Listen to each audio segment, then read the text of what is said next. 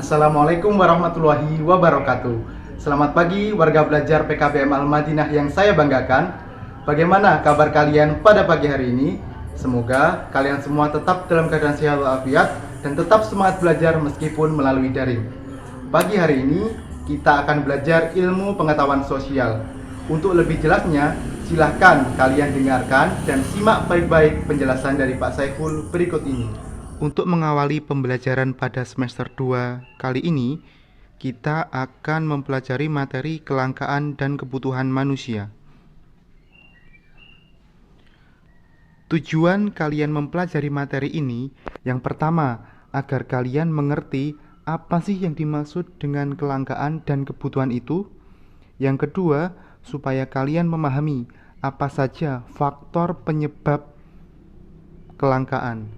Yang ketiga, agar kalian memahami apa saja macam-macam kebutuhan manusia itu.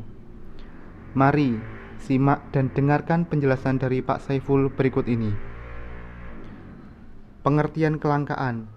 Kelangkaan merupakan kondisi di mana jumlah barang dan jasa tidak seimbang dengan jumlah kebutuhan masyarakat. Hal ini dipicu oleh semakin meningkatnya kebutuhan masyarakat setiap tahunnya dan jumlah barang dan jasa tidak seimbang, sehingga terjadi ketimpangan antara ketersediaan sumber daya alam dan kebutuhan masyarakat. Yang kedua, pengertian kebutuhan. Kebutuhan merupakan hasrat atau keinginan manusia untuk memiliki dan menikmati kegunaan barang dan jasa demi keberlangsungan hidupnya. Perlu diperhatikan bahwa kebutuhan setiap orang itu berbeda-beda, tergantung tingkat pendapatannya dan lain-lain. Banyak sekali faktor-faktor yang mempengaruhi kebutuhan seseorang. Yang pertama, ada kondisi alam, yang kedua, peradaban, yang ketiga, agama dan kepercayaan, yang keempat, adat istiadat, yang kelima, jenis kelamin, yang keenam, kemajuan iptek, yang ketujuh, lingkungan dan tempat tinggal, yang kedelapan, tingkat pendapatan, dan yang terakhir, perbedaan selera. Kita mulai dari yang pertama, kondisi alam. Kondisi alam setiap daerah di wilayah Indonesia ini berbeda-beda. Untuk mencukupi kebutuhan masyarakat diperlukan suatu kegiatan ekonomi. Yang kedua, ada peradaban. Peradaban manusia ini setiap tahunnya dan setiap zamannya pasti akan berganti, sehingga memicu adanya kebutuhan masyarakat yang semakin bertambah setiap tahunnya. Yang ketiga, ada agama dan kepercayaan. Kenapa kok agama ini juga mempengaruhi faktor kebutuhan seseorang? Contohnya, ketika perayaan hari raya Idul Fitri, umat Islam pasti akan berbondong-bondong membeli jajanan untuk disajikan ke tamu. Hal ini merupakan salah satu contoh bahwa agama juga salah satu faktor yang mempengaruhi kebutuhan manusia. Yang keempat, ada adat istiadat. Contoh dari adat istiadat mempengaruhi kebutuhan manusia adalah ketika umat Hindu melakukan ibadah, mereka memerlukan sesajen berupa bunga dan buah-buahan. Hal ini merupakan salah satu contoh bahwa adat istiadat juga mempengaruhi kebutuhan manusia. Yang kelima, ada jenis kelamin. Setiap orang pasti mempunyai kebutuhan yang berbeda-beda, baik itu cowok maupun cewek. Kalau biasanya cowok memerlukan kendaraan dan lain-lain untuk menunjang aktivitasnya, sedangkan cewek memerlukan make up serta pakaian untuk menunjang penampilannya. Hal ini tergantung dengan setiap individu dalam melakukan konsumsi suatu barang. Yang selanjutnya ada kemajuan iptek.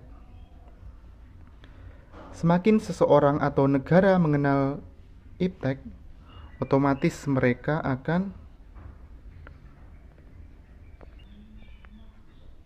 mengenal banyak sekali barang-barang produk dari dalam maupun luar negeri, sehingga hal ini akan memicu seseorang untuk melakukan konsumtif kegiatan jual dan beli. Yang selanjutnya adalah lingkungan tempat tinggal. Lingkungan tempat tinggal ini sangat berpengaruh terhadap tingkat konsumtif seseorang. Kalau kita tinggal di desa, tingkat konsumtif kita ini semakin rendah. Karena apa? Karena di desa semua kebutuhan pokok hampir dengan mudah ditemui. Sedangkan kalau kita hidup di kota, kita akan membeli barang-barang dari desa untuk memenuhi kebutuhan kita. Selanjutnya, tingkat pendapatan.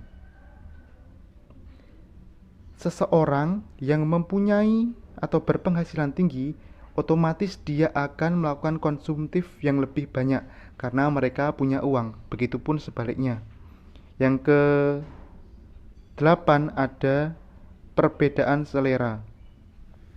Setiap orang pasti mempunyai perbedaan selera dalam memilih suatu barang. Ada orang yang mempunyai selera kalau beli barang harus yang mahal. Begitupun sebaliknya. Hal ini juga akan mendorong kebutuhan seseorang itu meningkat setiap tahunnya.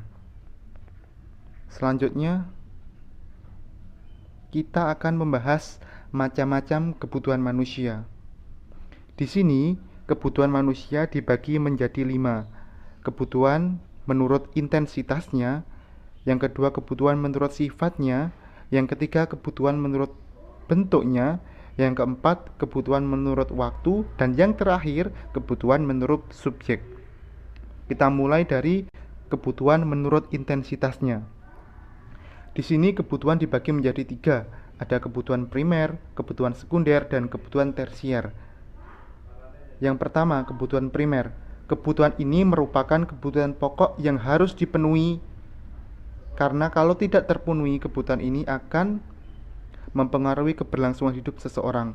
Contoh dari kebutuhan primer adalah makanan, pakaian, dan rumah. Selanjutnya, ada kebutuhan sekunder. Kebutuhan sekunder merupakan kebutuhan kedua yang dipenuhi setelah kebutuhan primer terpenuhi. Kebutuhan sekunder setiap orang berbeda. Jika kebutuhan sekunder ini tidak terpenuhi, tidak akan berdampak pada keberlangsungan hidup seseorang. Contoh dari kebutuhan sekunder ini adalah meja, kursi, lemari, sepatu, dan tas. Yang terakhir ada kebutuhan tersier. Kebutuhan ini merupakan kebutuhan akan barang-barang mewah. Biasanya, kebutuhan ini dipenuhi untuk meningkatkan kebanggaan seseorang di mata masyarakat.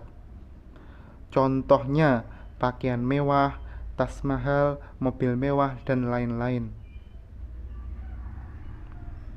Jadi, kebutuhan menurut intensitasnya tadi dibagi menjadi 3. Ada kebutuhan primer, ada kebutuhan sekunder, dan kebutuhan tersier. Selanjutnya, kebutuhan menurut sifatnya. Kebutuhan menurut sifatnya ini hanya dibagi menjadi 2, yaitu kebutuhan jasmani dan kebutuhan rohani. Kebutuhan jasmani merupakan kebutuhan yang diperlukan oleh badan seseorang. Contohnya, ada makan, minum, olahraga, dan rekreasi. Sedangkan untuk kebutuhan rohani, kebutuhan yang diperlukan oleh rohani atau jiwa seseorang. Contohnya, guna menguatkan iman seseorang, seseorang pasti memerlukan siraman rohani berupa petunjuk dan nasihat keagamaan dari para ustadz dan guru-guru. Selanjutnya ada kebutuhan menurut bentuknya. Kebutuhan menurut bentuknya dibagi menjadi 2. Ada kebutuhan material dan kebutuhan imaterial. Kebutuhan material merupakan kebutuhan yang berbentuk benda material atau benda berwujud seperti tas, sepeda, dan lain-lain. Bagi seorang pelajar, kebutuhan material bisa dicontohkan dengan buku dan tas. Selanjutnya, ada kebutuhan menurut waktu. Kebutuhan menurut waktu ini dibagi menjadi 4. Yang pertama, ada kebutuhan sekarang, Yang kedua, kebutuhan masa depan. Yang ketiga, kebutuhan yang tidak tentu waktunya. Dan yang terakhir, kebutuhan sepanjang waktu. Kita mulai dari kebutuhan sekarang. Kebutuhan sekarang merupakan kebutuhan yang pemenuhannya tidak dapat ditunda dan harus dipenuhi saat kebutuhan tersebut dirasakan. Contoh dari kebutuhan ini merupakan kebutuhan akan makan bagi orang yang lapar dan kebutuhan akan obat bagi seseorang yang sedang sakit. Yang kedua, ada kebutuhan masa depan. Kebutuhan ini merupakan kebutuhan yang pemenuhannya dapat ditunda karena dibutuhkan pada saat yang akan datang. Contohnya, kebutuhan akan tempat tidur bayi bagi ibu yang sedang hamil dan kebutuhan akan biaya pendidikan anak. Yang ketiga, ada kebutuhan yang tidak tentu waktunya. Kebutuhan yang disebabkan oleh sesuatu yang terjadi secara tiba-tiba atau tidak disengaja, yang sifatnya insidensil atau kadang-kadang. Contoh dari kebutuhan ini adalah kebutuhan memberi bantuan kepada saudara yang punya hajat dan kebutuhan menolong saudara kita yang terkena bencana. Yang terakhir, ada kebutuhan sepanjang waktu. Kebutuhan ini biasanya terjadi sepanjang waktu dan tidak ada batasnya. Contohnya, belajar menuntut ilmu bagi seorang pendidik dan siswanya. Kemudian ada kebutuhan menurut subjeknya. Kebutuhan ini dibagi menjadi dua, yaitu kebutuhan individu dan kebutuhan bersama. Kebutuhan individu merupakan kebutuhan yang harus dipenuhi secara individu atau perorangan. Misalnya, kebutuhan makan, buku, dan lain-lain. Karena kebutuhan setiap individu itu berbeda-beda, otomatis hal ini juga berdampak kepada daya konsumsi seseorang yang berbeda-beda. Yang kedua, ada kebutuhan bersama. Kebutuhan bersama merupakan kebutuhan yang harus dipenuhi untuk kepentingan bersama dan dilakukan secara bersama-sama.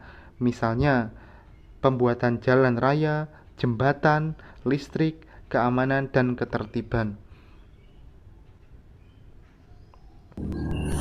Itu tadi penjelasan singkat dari Pak Saiful. Semoga bermanfaat. Sampai jumpa di pembelajaran berikutnya. Tetap semangat, jangan lupa belajar dan jaga kesehatan. Wassalamualaikum warahmatullahi wabarakatuh.